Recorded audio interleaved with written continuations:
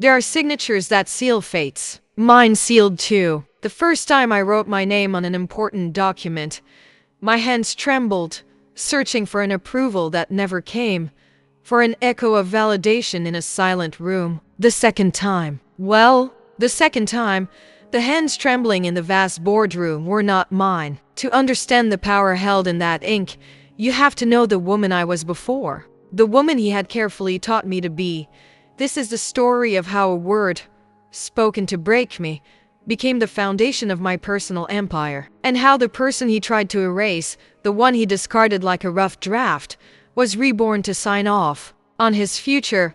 If stories of personal transformation inspire you, subscribe to the channel and give this video a like so you don't miss what's next. Our beginning was like one of those perfect love songs. He was the creative genius, the man with a universe of ideas bubbling in his eyes. And I was his safe harbor. At least, that's how he introduced me to people. A poetic way of saying my role was to orbit him. He was the sun, and I was a minor planet, grateful for the gravity that kept me close, warmed by his light. My world revolved around his. A dry good morning would ruin my next 8 hours. A compliment would have me floating for a week.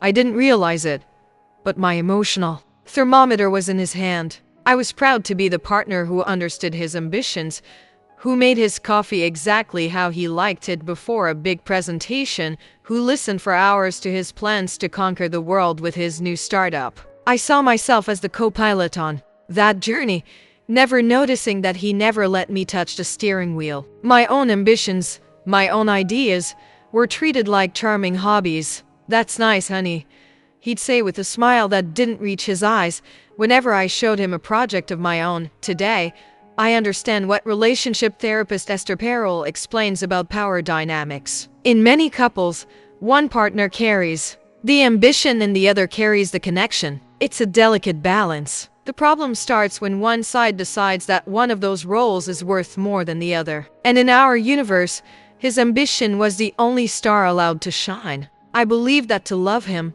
I had to make myself smaller, that my love was measured by the amount of space I gave up. And I gave up continence. The signs were all there, like little red flags planted in our daily life, which I bravely strove to ignore. It was the little things, the details you sweep under the rug of routine. It started with subtle condescension at dinners with friends. I'd begin to tell a story or give an opinion, and he'd interrupt me with a smile, turning to the others and saying, "What she's trying to say is," and then rephrase my words as if I were incapable of expressing myself. At first, I thought it was caring, an attempt to help me be clear. It was humiliating, but I would smile and nod.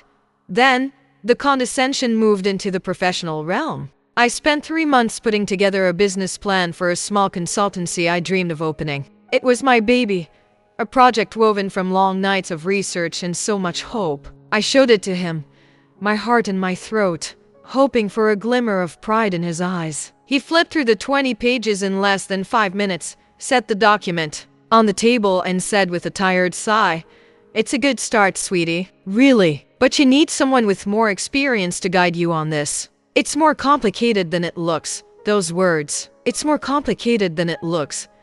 It was his way of saying, "This is too big for you." And the worst part is, I believed him. I put the business plan in a drawer, and with it, a piece of my self-confidence, my intuition, that alarm system of the soul, was screaming inside me. It was telling me that I was being systematically diminished, that my light was being deliberately dimmed. But my fear of losing him, of being without his gravity, was much louder than any internal alarm. I needed him to be right about me. The moment that sealed my denial came on a Tuesday afternoon. I came home early and heard him in his office, on the phone with one of his partners. The door was ajar. He was laughing, and then I heard my name. "She's great, super supportive," he was saying. My heart filled with warmth for a second, and then came the blow. "But she has these ideas, you know, lacks a killer instinct, too dependent, needs someone to tell her what to do." He paused. "But she's great support. I can't deny that." I hid in the kitchen, holding my breath. Every word was a small knife. Great support, dependent, needs. someone to tell her what to do. I should have felt anger. I should have walked into that room and confronted the picture he was painting of me behind my back. Instead, a wave of shame washed over me, and the thought that formed toxic and treacherous was, he's right. I need to be stronger. For him, I need to prove I'm not dependent. At that moment, I didn't know that something much bigger was happening, something that would change everything. The breaking point didn't come with a shout, but with a terrifying calm. It was a Thursday night. He asked me to sit on the couch, turned off the television, and looked at me with a seriousness I had never seen before. It was the expression of an executive about to announce a layoff. My body went cold. He took a deep breath, as if gathering the courage to do something difficult, but necessary. An act of mercy. We need to talk, he began. And then, he unspooled a perfectly rehearsed speech about his journey, his ambitions, the need to have someone who adds to him by his side. He spoke for 10 minutes, and I sat in silence, feeling the air in the room grow thinner and thinner. I already knew what was coming, but hearing the words was like watching a car crash in slow motion. He leaned in slightly, a false empathy in his eyes, and delivered the sentence. I love you. I really do, he said, and the lie hung in the air. But I need a partner, not a project. You're too dependent, and it drains my energy. I can't build my empire and carry you at the same time. Carry you, too dependent. The words didn't sound like thunder. They were worse. They were like the silent click of a lock, shutting me out of my own life. The sound of the world seemed to fade away, and all I could hear was the rushing of blood in my ears. The air grew thick, with a metallic taste. I looked at him, the man I loved, and for the first time, I didn't see a partner. I saw a judge, and he had just convicted me of being exactly who he had trained me to be. I didn't cry. I didn't scream. I just nodded, feeling a kind of cold that nothing could warm. He was firing me from our relationship, and the justification was my emotional incompetence. Stories like this remind us of the power we all have inside. If you're finding value in this story, don't forget to hit the like button so it can reach more people who might need to hear it. For the first few days, the silence of the apartment was a monster. The pain was physical, a weight on my chest that made it hard to breathe. I allowed myself to feel everything. The humiliation, the sadness, the loneliness. I cried for 3 straight days, a necessary grief for the woman I thought I was and the future I thought I'd have. But on the 4th day, something shifted. I was in the shower, the hot water pouring over me, and his voice echoed in my head, repeating the same word, dependent, dependent, dependent. And suddenly, the pain began to transform. The word, once a weapon to hurt me, started to sound different. It sounded like a challenge, a spark of anger. An emotion I hadn't felt in years ignited within me. A cold, clear anger. The researcher, Brené Brown, says that shame cannot survive being spoken with empathy. In that moment, I decided to stop feeling shame for the label he had given me. I decided to use it.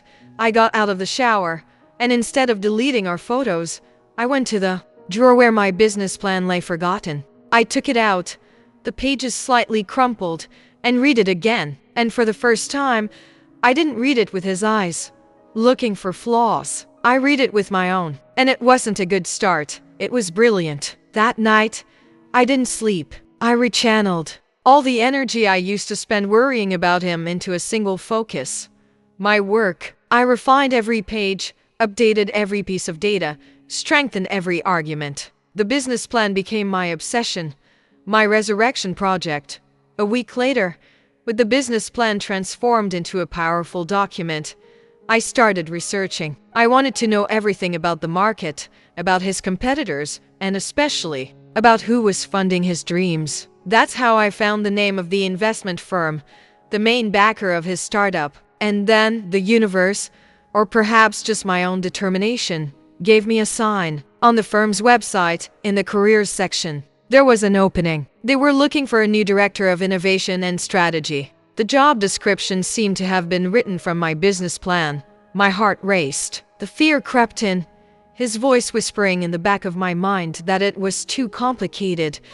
but the spark of anger was now a steady flame. I spent the next 2 days secretly preparing my application. Every word of my resume, every line of my cover letter was written with a clarity I didn't know I possessed. For the first time in years, my validation didn't come from a text message from him, but from the weight of my own work in my hands. When I clicked submit, I didn't feel fear. I felt a click, the sound of a lock opening. The next 3 months were a succession of secret, electrifying events. I went through 4 rounds of interviews. In each one, I wasn't someone's ex-girlfriend. I was a professional with ideas, a strategist with a clear vision. I used my business plan as the basis for all my proposals. They didn't see a dependent woman. They saw a leader. And then the email arrived. We are pleased to offer you the position of CEO, not director. CEO. The current president was retiring, and the board had decided to restructure.